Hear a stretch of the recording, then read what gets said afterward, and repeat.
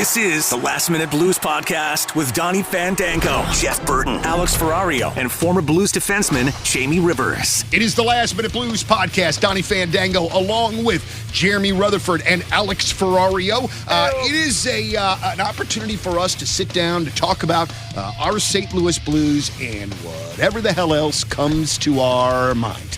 And I haven't been to work for the last couple of days. I have been doing no kind of adulting. I have been just out and about. And so you guys are going to absolutely have to carry this podcast because my brain is fried. Donny goes to a concert in Detroit for a couple of days, comes back, it's like, where are we again? That's exactly it. I have a terrible time. So since I am so wound up all the time, I am not good at all of unplugging and relaxing. I'm not good at it at all. It's like I'm wound up even when I think I'm relaxed. Have you ever seen the movie Accepted? With Justin Long and Jonah Hill. Have you seen this where they build their own college? Louis Black's in there. Yeah, Louis but Black's I haven't seen it, no. It's amazing. There's a guy who's like you where he's like super hyperactive all the time, and they tell him, it's like, hey, have you ever tried relaxing? And he's like, no, I'll try it. And he sits down for a couple seconds, and he's like shaking. He stands up and goes, that was awesome. Thank you so much. That's Donny unwinding. That's 100%. So, but for whatever reason, I was able to really park it.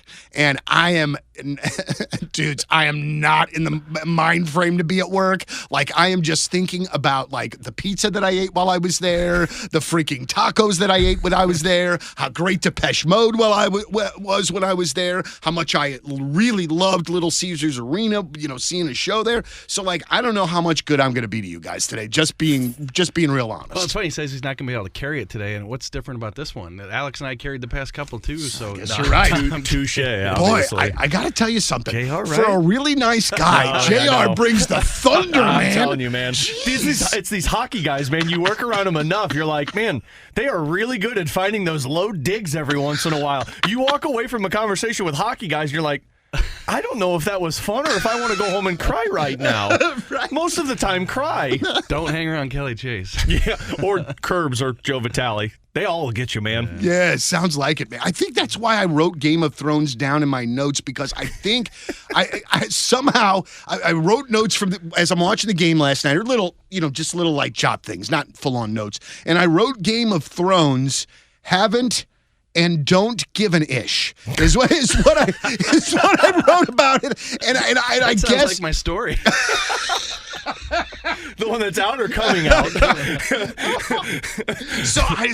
So these are all super random, but I must have been Curbs because right above that I have Mike McKenna. Okay. And I love listening to Mike, and I know I wanted to talk about Mike today because he was doing the play-by-play, or he was working with Curbs last night on the radio side. Mike's awesome. I mean, Mike's got the goaltender perspective, which, I mean, how many goaltender analysts are around the NHL? I mean, obviously, Chris Mason, former Blue. Panger, obviously. Brian Boucher. But think about, like, these are like top analysts that are goaltenders. And I love goaltender perspective because it gives you the angle that nobody else has. Like, you could talk to defensemen, you could talk to forwards, but a goaltender sees the entire game breaking down, and they can give you the actual understanding of what took place on a goal that went in. So I personally think Mike's great. Mike worked in Vegas on the Golden Knights.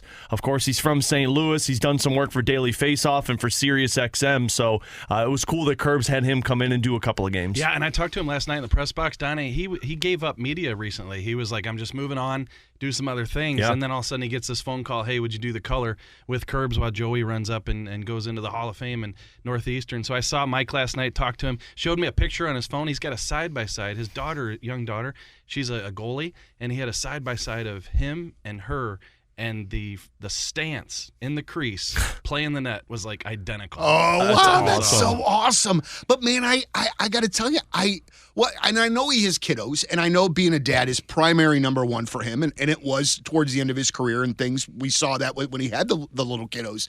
But like, I hate the idea of him not being involved in hockey media, man. Like, and what I was going to say about Mike, one of the reasons that I like him so much is that he reminds me of Jamie and that he has an amazing way of being able to break down the game and break down things so that my dumbass can understand it. Or not even dumbass, but like somebody that has not played the game, that doesn't have the technical knowledge, you can kind of get lost in the weeds sometimes. 100%. And guys like Jamie and guys like Mike, I think, do an amazing freaking job of making it regular people talk. You know, over the years, working on so many different stories, like I didn't play, I've covered the Blues for 19 years, but you know the X's and O's, but until you're out on the ice and you see the way things work, like a Jamie, like a Mike, like a ton of times I've called Mike McKenna and say, hey, I'm going to send you a video, show me what happens on this play. And it's amazing. They call back and they say, okay, this guy was supposed to be here, but he did that. That's why he had to compensate for that. I'm like, oh my gosh. I sucked at geometry, and every time Mike McKenna uses the word angles, I'm like, dude, what are you talking about? But he's like, oh, well, his angle was off here. I'm like, cool. Is it a 90-degree angle? Is it an obtuse rectangle? What are we talking about, Get Mike? your protractor out. Yeah. But you also have to think, too, that I wonder with Mike, you probably, if you've got a kid that's approaching middle school or high school, you probably, and have been gone for so long, you probably want to see the games and go to the practices and do all of those kinds of things. So I guess that would make sense in stepping back a bit. It's tough, too, because if you're Mike, like a lot of people, you're doing freelance stuff. You're working for Daily Face-Off and you're doing articles. I think he was doing like 3 or 4 articles a week, and then you were doing the videos that you were doing. He was doing Sirius XM, but you're kind of like, you're here, you're there. When they call, you have to jump immediately. It's not like it's scheduled so you can plan it out. So like you said, when you got 2 little kids that are involved with everything and it's not scheduled out, you got to find something a little more consistent. Keep going, Alex. Tell Donny how hard media is here. See? Yeah, see? You gotta jump all the time. Dudes, Yeah. I always available. I marvel at what you guys. It's one of the reasons that I have huge imposter syndrome when I'm in that press box, and I'm not lying, because since I was a little kid and started reading about sports and reading sports, like the mythology and the aura of the sports writer and the job in which that they do. And I know that we can giggle about that and whatever the case, but you have an ear and a pulse of that locker room that very few other people do. And it's so amazing to me. There's something kind of magical about it, and I have so much respect for it, man. When I'm up there, it's just weird, man, because I 100% feel out of place. And then, Alex, when you and I were up there for a playoff game against Minnesota and the game's going to hell early on, I just want to scream my head off. And the inability to do that is really stifling, I remember that game with Donny, too. He was sitting next to me, and I looked at him and I'm like, I'm sorry, man. I picked the wrong game for you to come to with me. I was just, but I mean, I think that there is something really remarkable about what you guys do, man, and you take a lot of grief from fans, for your perspectives.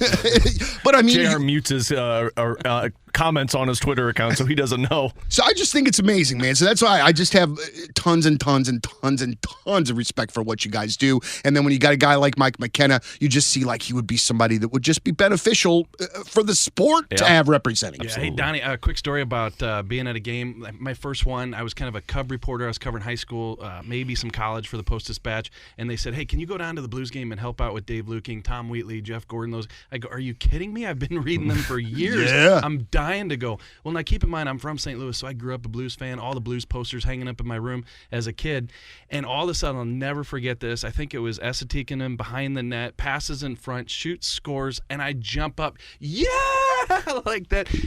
Dave Luking looks up at me. He goes, hey, okay, so you're going to have to sit down. Did people look at you when you did that? Yeah, and I've never done it since, but it was that first night, and you just got to, get over it. Oh, dude. I'll tell you, I've sat next to JR, I sit next to Lou, to Matt DeFranks. Like, I see the work that goes into it, and this isn't me pumping your tires. Like, I suck at writing. I always have. Suck at talking, too, so good for me, I guess, to get to this point. But watching these guys in the middle of a game, last night, for example, 2-1, you got your story written, and then the other team scores with 3 seconds left, and then it's Control-A, delete, start writing again. And then watching these guys have to crank out a story during a shootout is absurd, because that shootout ends. Let's say it's 5 rounds. can't really have. You can have your skeleton of a story, but that's about it. Shootout ends. Better finish your story because you got to turn it in 5 minutes. Exactly, and I don't have to do it as much anymore. Right. Being at the Athletic, but in the Post-Dispatch days, 900 words due at the buzzer. Like when that horn sounds, you send in your 900 words. So what happens, and especially in a shootout, you've had to change so many references. Yeah. So let's say in a 900-word story, you might have 10 references to the Blues extended their winning streak to 3 games. Well, not anymore. They just lost a shootout, so now it went down. Or, Robert Thomas has scored in 5 straight games. Well, not anymore. He just, didn't score in this game. So there's so many references that you go back and change. But, yeah, I can't tell you how many times I've, like you said, highlighted, delete 900 words. So, JR, what time do you leave Enterprise Center after a home game? So as we're recording this, it's 9:18 in the morning. I left Enterprise last night about 1 a.m. after finishing a Blues mailbag, turned it in, and then home 1:45, bed 2 o'clock. So maybe that's a little bit later than a typical night, but yeah, we got to sit up there. It's almost like that's when the work starts when the game's over. So when everybody leaves the building is when work starts. Because don't you go down to the locker room? Yeah, you go down to the locker room, and so then you got to take that back up as well. Wow, I wondered about that. How many folks are still there when you're there? The security guard and the cleaning team. And the cleaning crew. I'll never forget one time the cleaning team, there was a lady, and she's up there cleaning the press box, and she goes, "Hey, you going to be here for a little bit?" And I said, "Yeah." She goes, "I'm going to plug my cell phone in and charge it. Can you watch it so nobody takes it?" I thought she was going to tell you there's the lights. When you're done, hit them and leave. So I finished my story, and then I feel guilty leaving because here's her cell phone. Right. So JR sat till 4 a.m. until they came back. Like, here's your cell phone. So I just took the phone with me. Well, gentlemen, I mean, we've got good things in which to speak of. Blues win again last night. So what is it, like 3 of 4 at this particular point? Robert Thomas, maybe, as I'm watching this last night, I'm thinking to myself, maybe we should have been having the Robert Thomas star conversation on the last podcast, because he seems to be bringing it up to another level. And while the power play is still what the power play is, which is bad, hey man, they got the win at home. Ideal or not, it's still 2 freaking points, and that's huge. I felt filthy talking about the power play opening up postgame last night because it was a 2-1 win. But like a 2-1 win against Arizona, your first win against the Central Division, Thomas goal streak extended, Hofer looked awesome, defense played outstanding, but the narrative of that game still was the power play. I mean, you're 1 for 35 right now on this power play, which It's odd to talk about like you're 1 for 35 and it seems broken. And I'm going to have a Donny rant, which isn't really a Donny rant. We all know this. Somebody commented to me last night on social media, which is just a great place to be during games. They said, "Who's the power play coach? Needs to be fired right now." Yeah, the power play coach that had a power play that was second best in the NHL 3 years ago, 6th best in the NHL 4 years ago, and 3rd best in the NHL 2 years ago. Yeah, that guy needs to be fired. The power play just needs to start clicking. They need a puck to go off of a ref's gonads into the net. That's what they need. That's what they need. They scored off the ref's skate last night. Yeah, I know. That's what you need on the power play. So at least you could be like, hey, we're actually good at this. They've got the yips right now. Yeah, for sure. And I knew going into the locker room last night that's what we were going to encounter with the players, and understandably so. They won the game. And, I don't have to ask as many detailed questions anymore like I did when I was with the Post-Dispatch. You kind of ask big picture type things because that's what I'm going to be writing after the game. But, yeah, the first couple of questions, which the reporters had to ask, was, hey, how about the power play? Yeah, but we won the game. Okay, move on to the next guy. Hey, the power play. Yeah, but we won the game. Like, right. Okay, I see where this is going. Yeah. What's so crazy, though, dudes, is like it feels as though the confidence in which that the Blues have gained over the course of the last, week and a half or so that we see in 5-on-5 play, man, it is gone when they're on the power play. Yeah. Like it is some stick gripping, like they're looking for that extra. You can just tell that the confidence is not the same on the power play as it is 5-on-5 or even close. Which, once again, let's think about what we're talking about, because last year, not only did the team lack power play confidence, they lacked penalty kill confidence, you lacked 5-on-5 confidence, coming you lacked to the rink confidence, 6-on-5 confidence, getting on the ice confidence, like you lacked everything. And now, like 5-on-5 play, you are a significantly better team. I think I looked this last night. You've outscored your opponent at even strength this season 18-15. So like even strength, you've been the better team. The power play is what hurt you right now. I just, watching that 5-on-3 last night, JR, the amount of drop passes to nobody or the amount of whiffs on shots, this isn't like a lack of talent on the power play. Right now, it's we're in our own heads on the power play, and we realize that if we don't score on the first shift in the zone, when it gets out of the zone, it feels like the team realizes we're not going to get back in. It was just tough to watch. It really was. I mean, I was kind of keeping a laundry list of what was going wrong there with that 5-on-3. And like Alex said, just passes that are missing, and all of a sudden they're out of the zone. You have to regroup. It's taken 30 seconds to regroup. And I just don't know. I think there's talent on this power play. And I asked Craig Berube this last night. I was like, you guys have done everything. Like Alex and I watch them in practice every day. They work on it. They worked on 5-on-3 this week, and it looks like they've never seen a power play. So is it a deal where when they score a couple, it's going to click and all of a sudden we're going to be talking about the power plays back? You know, I think that could happen, but I just feel like I've been saying that for 3 weeks. Yeah. No kidding. And also, too, and again, I'm a master at oversimplification because I've never played. But to me, like, I just want to NHL 24 it. I just want to get the puck at the point.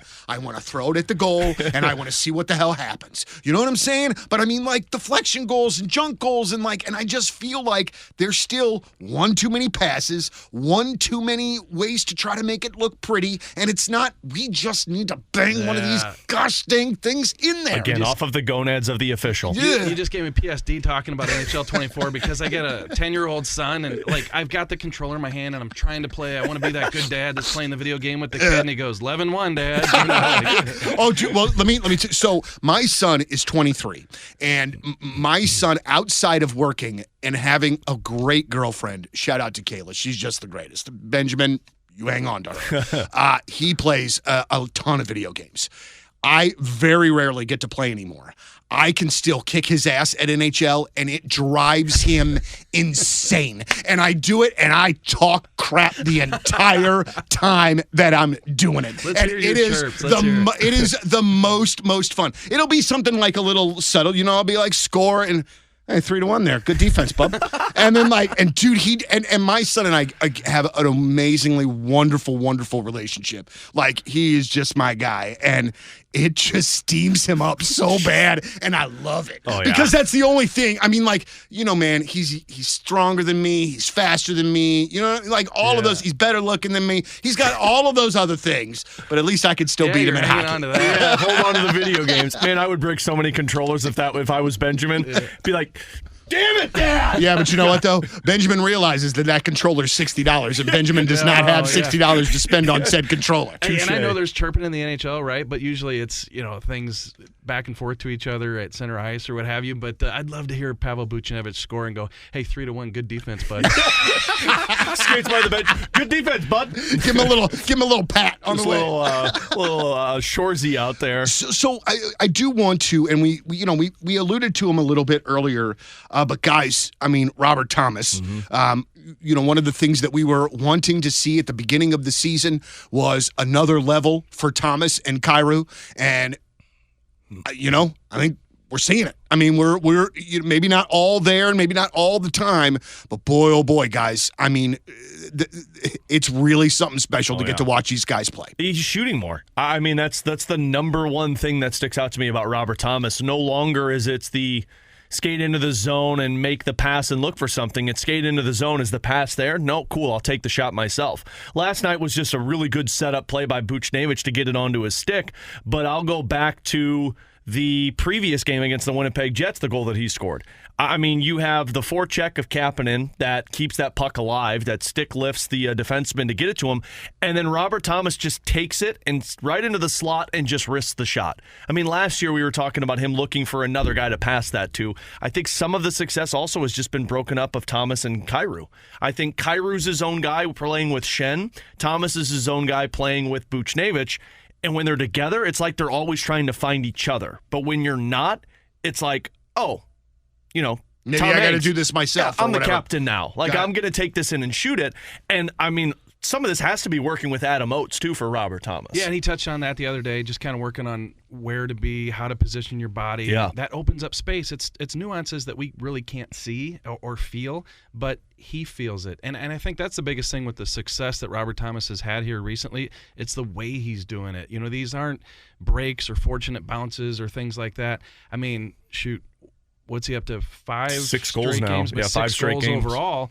You know, a lot of them have been on that wrist shot. That wrist shot has been lethal, but last night he's at the net and he makes a play. So I like everything he's doing right now. Eventually, it's going to have to start opening things up for his line mates, which I think it will. I listen to Bernie Federko all the time, you know, one of the greatest centers to play in the NHL, and he said a couple days ago, which we've all been saying for a couple years, you know, once other teams respect Robert Thomas's shot, it's going to open up some space for those line mates, and we all know that Robert Thomas can find those guys with these slick passes. So let me ask you guys this, because we talked Kyrou the last time about being the star, and I gave you the 200 points threshold, and then JR one-upped me with his athletic piece. Appreciate that. But if Thomas is a 30-goal scorer, which I think he's on pace now for like 37, 38 goals, if he becomes a 30-goal scorer, is that the threshold he needs to hit to be considered a star centerman? Yeah, I mean, and I don't know that he'll be that guy. I think this is a pretty good heater right now, and you're going to have to see, like I said a second ago, you're going to have to see the assists, you know, ring up. Right. I think these other guys are going to have to score. That's the type of player he is, and the goals are great, and they should come, but I think he's probably a 25-goal guy, but for sure, if he can get to 30 somehow in a stretch of seasons, he's for sure at that and level. I feel like 25 goals for a centerman that's 25 years old is star label. I mean, think of the centers in the NHL. They're typically the guys that are considered stars. I'm not saying superstars. I'm saying stars. Those guys are typically 25 goals, 60 assists. We're talking 85, 95 points. Okay, this isn't so much as the play on the ice, but I very much would think that when you are a Robert Thomas and you're now essentially given the mantle of the team, I mean, long and short of it, with who you didn't re-sign, with the contract that you got, hey, you are one of our guys here. How do you think that he has handled, because I've seen him in the press more this year than I have seen him in all of his time in St. Louis. How do you guys think he's sort of growing into those extra responsibilities that are not on the ice, in having to do the interviews and being sort of one of the faces of the team? Yeah, I think good. I think the past 2 years, right, Alex, he's been the guy that they sent to Vegas as the team representative for the Blues. So there's 32 players in Vegas, and maybe he's volunteering for that trip. I don't know. It's kind of like the Perron with the too many men. Like, go to the box, David. Yeah, it's like, hey, Colton, we need you to go to Vegas. And Robert's over, no, yeah. But he's been that guy the past couple of years, and he does do a lot of interviews post-game. You know, he does the hit with the morning show, the opening drive. By the way, yesterday they brought up his offense and his goal-scoring streak, and he said that, I hope you didn't just jinx me by saying that. So he scored last night. And I asked him, hey, at least the opening drive didn't jinx you. He's like, yeah, thank God. He asked me about my offense. Hockey players don't mess around with that, man. If he wouldn't have scored, I'm not sure he goes on for his next hit. Yeah, so he's a smart guy, and I think he does a good job. I personally felt that Braden Shen was the guy for the captaincy. He's the guy who can kind of handle that load. But I think Robert Thomas, he was next, and I think he can still be that guy down the road. All right, I want to ask about Joel Hofer. Plays fantastic last night. And Alex, you and I talked about this before the season started, and I'm curious to get your take on it now and then to get JR's as well. So it seems as though goaltending is really starting to stack up for the Blues. Yeah. That it's looking like this is going to be a position of strength. All right. So, and I think I asked you this, and I'm sorry to ask it again, but I still think it's worth it. At what point does the Blues goaltending depth give them one hell of a trade chip that probably not a lot of other teams would have in a goaltender to be able to trade? And I'm not saying that that's Bennington. I'm not saying that's Hofer. Right. I don't know. But it seems as though we are reaching a level where the goaltending is getting very, very impressive. Am I overstating that? And do you think that it's something that, again, could turn into a trade chip sooner than later? I don't think you're overstating it. I mean, look at the depth. So you've got Bennington and Hofer right now. Hofer's under contract for less than $1 million this year and next year, and then he's still an RFA. Binnington, you got locked up for the next, 5 years? 3 after 3 this, years with yeah. $6 million. And then beyond that, you go to the minors. Malcolm Subban, of course, is just the one-year deal, but you got Vadim Zarenko, who a lot of Blues intel are excited about, another big guy. And then you got Colton Ellis, who is in the East Coast Hockey League. So you are 4 deep right now with goaltenders, which is a good thing to do. In terms of the trade chips, when we talked, I thought that if Vadim Zarenko becomes a guy that they get really excited about and feels like, hey, he might be ready for the NHL, then you look at what you have in the 1-2 punch of Binnington and Joel Hofer and say, okay, can one of these guys bring us something? But the more I think about it, I don't know if you touch Binnington and Hofer. Friedman had the reports that, Edmonton's looking for a goalie, and there's been reports that they've checked in on Binnington. It's not happening, people. He's got a no-trade clause. Plus, why would you trade away the one thing you're elite at right now? That's so dumb. Yeah, it makes zero sense. Unless you're calling up and saying, hey, we'll give you Draisaitl. You're not doing it. Right. But you're in a position now where you're paying less than $7 million for both of your goaltenders for the next 2 years. And, you don't survive in the NHL unless you're Andrei Vasilevsky or Jake Ottinger without having a guy who can play 50 games and a guy that can play 32 games. Or maybe even it's 45 and I can't do the quick math enough, 37 for you. That's the strength right now. If a team calls and it's a Godfather offer, yeah, you probably look at one of your goalies and say, we'll figure it out. But Vadim Zarenko's, his growth becomes that trade chip, in my opinion. Yeah, the Edmonton thing doesn't make sense to me for this reason, that you have so many contracts, long contracts, veteran guys, 30, 31, 32 years old, and you can't just turn this thing over to Joel Hofer. You have a team that, if it plays well, could make the playoffs, could stay afloat during this retool, and then you got the support coming in the next couple of years, that you kind of transition things. If you let go of Binnington, like you said, your strength, now you're turning over to Hofer. People could say, hey, he's ready, but what I think is the way it's setting up, I think it's perfectly aligned. I think you got Binnington, who can give you a strengthened net for the next couple of years. He's got 3 years left in his contract. If you extend him beyond that, so be it. But if you don't, you've got Joel Hofer, who's going to get the next couple of years. Then he could be your 1A. Then you got a Zarenko coming up. I think if there's anything talking about trade chips, if Hofer and Zarenko both turn out really good, they're both about that same time that they're going to arrive, then maybe you move one of those guys. Okay. Because you wouldn't have one as the 1A, one as the backup at that point. You'd probably, if they're both starters in the league, you'd move one of those guys. Yeah, and then at that point, you're talking about a final year of Binnington. You're talking about Hofer being 26 years old, probably getting his new contract and is ready for that opportunity. And that's where but also look at the trajectory of the team in 2 years when you're at that point, or 3 years at the end of Binnington's contract. You're talking about Snuggerud and Dvorsky. You're talking about the team maybe being in the position to say, yeah, we're ready to really go for it. And if you've got a 26-year-old goaltender who has had the backup spot for a couple of years and now is ready to take that next step, you got a nice trade piece in place. So it's not happening now. Frankly, if you want to be a playoff team, you've got to have Binnington and Hofer.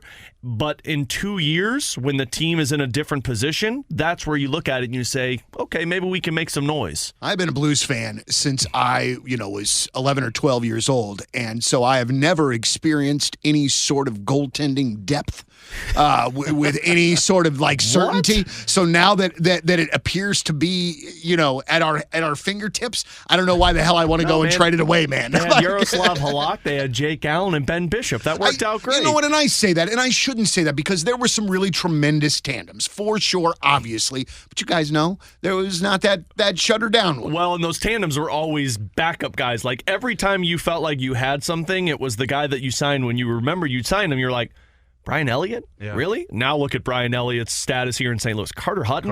Really? Look at Carter Hutton's status in St. Louis. You went on a stretch there of 4 years, 5 years, where you'd sign a backup goaltender and you'd be like, oh, damn, this guy's probably going to be the best goalie in the NHL moving forward. So, real quick before we get out of here, I always want to try to bring up something else around the NHL, not just Blues related. But just as a hockey fan, as a guy that enjoys really great jerseys, I have always had a soft spot in my heart for the Edmonton Oilers. Mm-hmm. Always have, probably always will. What in the world is going on up there? And also, though, why are you going into the year with Jack Campbell as your number one goaltender and thinking that that's going to be the answer, man? No one... Ken Holland, you're smarter than that, my man. I know you are. So what's going on? Because, guys, I could also see that team, if they got a goaltender, going on a run. Well, yeah, well, and I mean, they gave that extension to Stuart Skinner a few years ago, and you were like, man, what is this? Like, he only played a couple of games when you gave him the contract extension. You traded for Jack Campbell, and that didn't work out. But it's more than just the goaltending right now. They got no offense. I mean, last night against San Jose, you scored one goal, and it was Darnell Nurse. Oof. Think of the offense you have on that team. McDavid, Draisaitl, Nugent Hopkins. Evander Kane was playing on the fourth line last game. Like, they got no offense right now. And honestly, it feels a lot like what the Blues power play feels like. It feels like it's just a group of guys that has the yips and doesn't know how to break out of it. I don't know what the hell's going on, though. And frankly, if you're Edmonton, I'd be very concerned of what the future looks like, because you don't have a goaltender. You don't have a goaltender coming up. You don't have the money to get a goaltender because you paid Darnell Nurse $9.5 million. You brought in Matthias Ekholm. You paid Connor McDavid. Guys, Draisaitl is a free agent after next year. And then McDavid's a free agent, I think, 2 years after that. So, like, they're in a position where if you don't start winning, you might get to the point of what we are seeing from all of these guys who go into free agency, JR, of, yeah, I don't know if I want to resign here. So you're going to either have to trade me or play this one out and lose me in free agency. Yeah, Donnie, I think this ties into what we were talking about with the Blues goaltending, is that, yeah, it looks like you might have a trade piece, but you can't do it because Edmonton, look at the situation they're in. I think you need to have as many options as possible, because we see with goaltenders, they're just not all going to pan out. And if you put yourself in a position like Edmonton's in where you don't have a guy, I mean, you can call St. Louis and check in on Jordan Binnington. Like, it's just not going to happen. So here's a team that should be a playoff team. They were dynamite the past couple years. And you look at, I think the number is this. When 16 playoff teams every year, there's about 5 new ones. And then so obviously 5 are sliding out. I would have never predicted in a million years that Edmonton would be one of the 5 that slides out this year. And granted, what are they now, 2-8, 2-9? Mm-hmm. I don't know that they're going to miss, but as we saw with the Blues last year, once you lose 8 out of those first 10 or 12 games, it's hard to get back into it, and especially when they don't have a goaltender. Yeah, well, you got to make up for those losses somewhere along the way, so unless you're able to go on a tear, you almost dig yourself a hole you can't get out of. And think of the teams you're playing a lot when you have to play the Pacific Division. You're playing Vegas a lot. You're playing LA a lot. You're playing Vancouver a lot. I mean, those 3 teams right there are significantly better than you. And then you got to worry about that next fringe of teams, too, with the Central Divisions, with the Eastern Conferences. It's going to be very fascinating what happens. I would imagine you're going to have to fire your head coach. Like that, I mean, I don't know what else you do if you don't fire Jay Woodcroft. But who are you bringing in that's really going to turn this thing around? Well, the name that people have floated out there, Joel Quenneville. Of course. But they said that the new lawsuit that's popped back up with Chicago, that now you really have to get, like they were rumoring that you'd have to get the NHL to approve it, but now that lawsuit has been posted, now it seems like now you really have to get the NHL to give it the go. Because this is a second player of that Blackhawks organization of that time that Quenneville was the coach. Correct. That is coming to light. And I had thought that Quenneville had that conversation in the offseason with the NHL about reinstatement, but it obviously didn't come to fruition. Yeah, well, and I don't even know if I think he talked with him about it, but it has to be another team that's interested in him, and I don't know how that whole thing works. Yeah, the only thing, though, is that he said that he was unaware of the beach situation, which it turns out that he obviously did know about it, and I don't know if he doesn't have any direct knowledge of this other incident or was on the record lying about it, then perhaps it's not an issue. But yeah, you're right. It's damaged goods, for lack of a better term, and if they're gonna have to go through a process of trying to get him reinstated to make him the coach, maybe he's not the guy. All I'm saying is that he could be a guy. Any team that fires a coach that has Stanley Cup aspirations, that's what Florida did. Like, Florida brought him in because they were like, hey, we're ready to start winning. Any team that believes they can win. The other one, too, is our good buddy Gerard Gallant, who seems to always get hired by another team. So. Yeah, and it seems like he is very good at getting a team to be good, and then he gets fired. And then loses it. I don't exactly understand, because wasn't he in Vegas? Yeah. And they were good. And then he was in New York. Rangers. And then they were good the one year. Didn't they get to like the second or third round, and then they lost, and then he was gone the next year? Oh, yeah, because isn't Captain Sourpuss the head coach in Vegas now? Yep. Your favorite. I hate his face. I can see it now, and I hate it so much. the frown, the whole everything. Is that also because it was Boston? It was Blues Boston? I think that San Jose. Because he was head coach of San Jose the year that the Blues went to the finals, right? No, he was Boston, Cassidy. Right? Cassidy's in Vegas. Yeah, that's what we're talking about. Oh, I thought we were talking about New York. No. I was. You know what? I don't even know where I am now at this particular time. No, I was. Either way, Captain Sourpuss, Pete DeBoer is who you're talking about. Yeah. Oh, I'm sorry. I thought you were talking about Cassidy in Vegas. No. Okay, Pete DeBoer. Pete DeBoer. He's went Dallas. to Dallas now. Yeah. Oh, he's in Dallas now. Who is in New York? That's Laviolette, right? Yes. Oh, it is Laviolette. Yeah. God, that son of a bitch. Who's the coach He's for also kind of sourpuss. Who's that coach for Arizona? That's that Torigny. Torigny, yeah. Torigny? Boy, that dude looked like he was going to lose his mind last night. He was angry.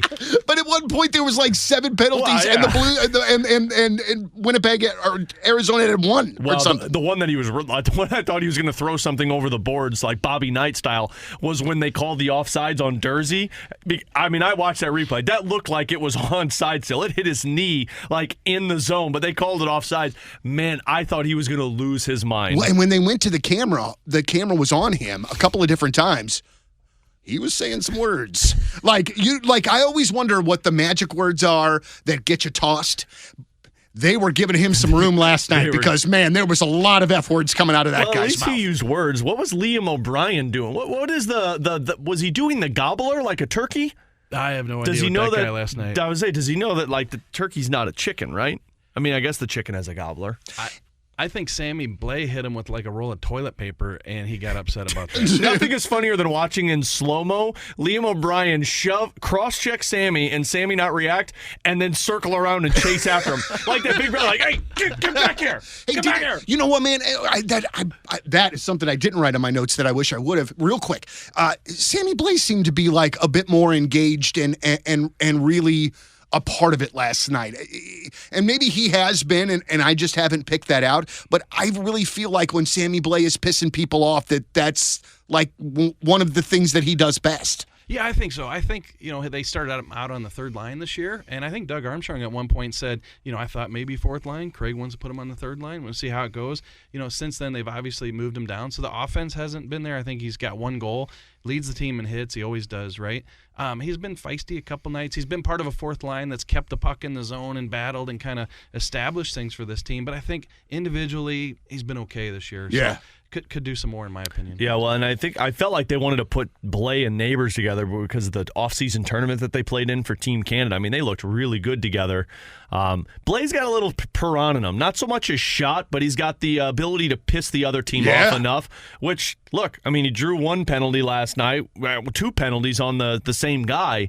So if you can do more of that, plus I've loved that fourth line these last couple of games. Like you talk about sustained offensive zone time, it's those 3 guys. They're just working, man. They just get in there, and it's like the phrase that you use all the time, the lunch pail and the RDAT, man. They are just in there working. Oscar Sundqvist earns every dollar, man. Like he is just in there digging. I love that it dude so takes much. A beating, though. Dude, can you imagine? Like he to me is what like Jake the catcher in Major League would look like after every game, where he's got just ice packs like all over him, man. Like it would just be that way. All right, we got to get out of here. One, I get to go home today. JR has a doctor's appointment, and Alex, you got to go. I got work. a show. It's fine. So for our homeboys, Jeff Burton and Jamie Rivers, we've got Jeremy Rutherford from The Athletic, Alex Ferrario from 101 ESPN. I'm Donny Fandango. Thank you very much for listening to the Last Minute Blues podcast. As always, let's go Blues.